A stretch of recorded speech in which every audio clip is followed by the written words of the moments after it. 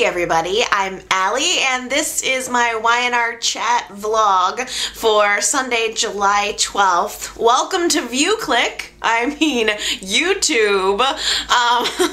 First of all, I just wanted to start out by thanking you all for all of the awesome comments that you left me last week. You guys are so nice to me and I really appreciate it.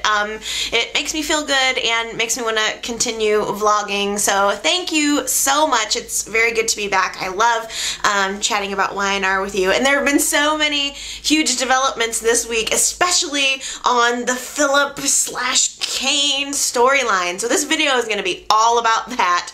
I can't wait to talk to you about it because this week we got to hear everything kind of from Phillip's point of view. We got to hear his side of the story finally, and why he did what he did, and all of these months of this kind of question mark around the whole issue, and now we finally hear from him that he basically felt trapped in his life.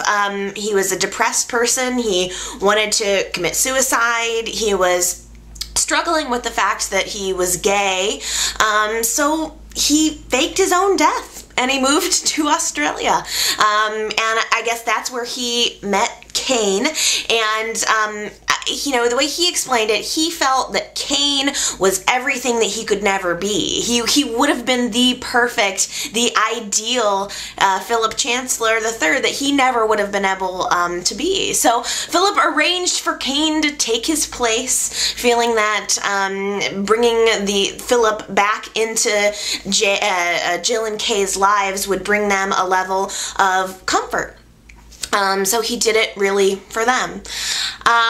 Now, after hearing that Catherine had died while he was in Australia, Philip decided that, you know, he really needed to reclaim his identity and face these demons that had been haunting him over the past 20 years. So, apparently he kind of always knew that he was going to go back and come back into everyone's lives. Of course, he never told Kane that, but he knew that one day he would need to face these demons and reunite with his family.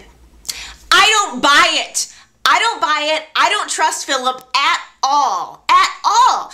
I think he ran out of money, used Kane, who was a decent guy who just wanted to have a family and be a part of something. He used him to get back into the family somehow. And if Nina hadn't gone snooping around about the DNA questions, I think that Philip would have started trying to extort money through Kane sooner or later.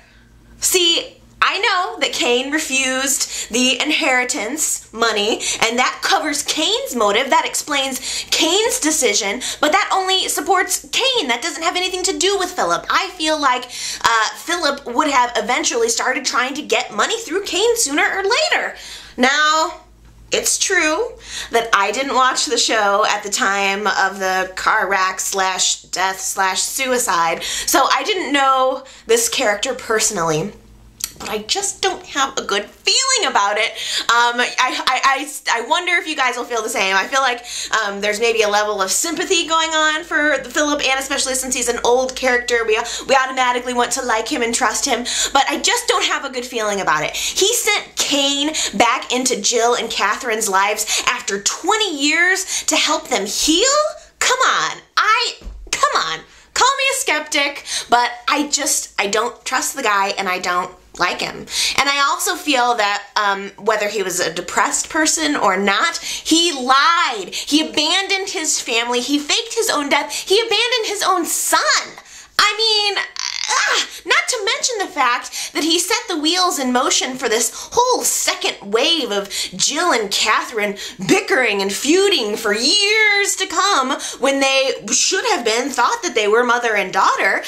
He set this wheel into motion, ripping them apart over his death, even further than they were after Philip II died. So I feel skeptical of this guy, and I would love to know what your thoughts are on this. I have a feeling everybody's going to disagree with me, but leave me a comment and let me know what your thoughts are. I guess one of the big unanswered questions here for me is, what about Catherine's nightmares about the baby swap? What was that all about? I feel like they explained so much, but that didn't quite get covered, unless I missed it. So what was that all about? Was Cain supposedly behind making her have those nightmares? And what about Amber, for that matter? Did Phillip and or Cain manipulate Amber into finding him and bringing him into the mix? See, you know, I feel like that is the word that sums everything up. Manipulation. It was manipulation, pure and simple, on Cain and Phillip's part. You know, whatever their intentions were, it was manipulation and it was wrong. And I think that Phillip and Cain, for that matter, may have had understandable reasons for doing what they did, especially Phillip. He had a lot of problems at the time. It's kind of understandable, but that doesn't excuse it. And frankly, I hope that the family realizes that. It seems that maybe Catherine is a little bit more skeptical than Jill is, but I hope that they realize it and really think long and hard before they let this new Phillip guy into their hearts, into their homes, into their family, and just cast Cain aside. Well, one thing that we've learned from all of this, DNA testing in Genoa City means nothing. Nothing! DNA it makes absolutely no difference whatsoever. We've had so much drama in the DNA category lately with Jill and Catherine finding out that they're not mother and daughter, and obviously there's something wrong with their tests. You know, the whole Phillip Cain thing and their DNA swaps. Just a few months ago we had the Billy, Chloe, Cain paternity question, and now we have the Nick, Sharon, Jack DNA paternity question. All of these DNA tests have been botched. They've all been lied about. So basically that means that when we're debating about storylines, we can never use DNA as an argument again, ever. It's totally irrelevant. Yeah, so I just feel like Cain is no worse than Phillip in this scenario. I mean, yeah, it seems like everyone is giving an ear to Phillip's side of the story. Maybe it's just out of pure curiosity, but everyone's kind of listening to Phillip and sympathizing with Phillip, but not with Cain. No one is listening to him. No one is trying to help him whatsoever. And I feel really sorry for Jill. I feel sorry for everyone. I especially feel sorry for Lily. I mean, the girl is so unlucky in love.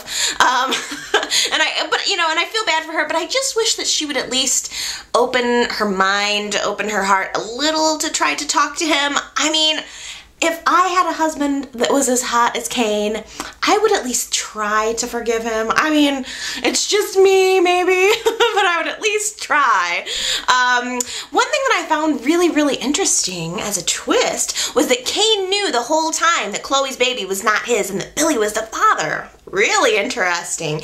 And according to him, he was just hoping that Billy would step up sooner or later. But one of the really good arguments that Lily made was that, you know, that was an instance where Cain chose his lie over her. He chose to go with the lie and play into the Chloe paternity storyline and be apart from Lily. And so that's a very good argument, and I definitely understand where she's coming from, although Cain's response to that was, I would have lost you anyway. At any point, if I would have told you this, you know, I would have lost you. So I had to do what I had to do. Yeah, you know, maybe all of this is just me wanting so badly to empathize with Cain because I think he's quite sexy.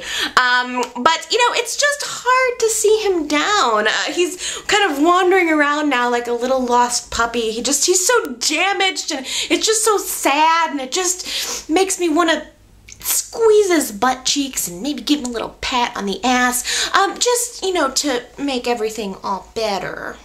Oh well, we've got plenty more time to see how this storyline is gonna play out, and I'm really excited. This is probably my favorite storyline going on right now. Gosh, I just want to see Cain back on top soon. So that's my thoughts on those storylines. Please do leave me a comment and let me know what yours are.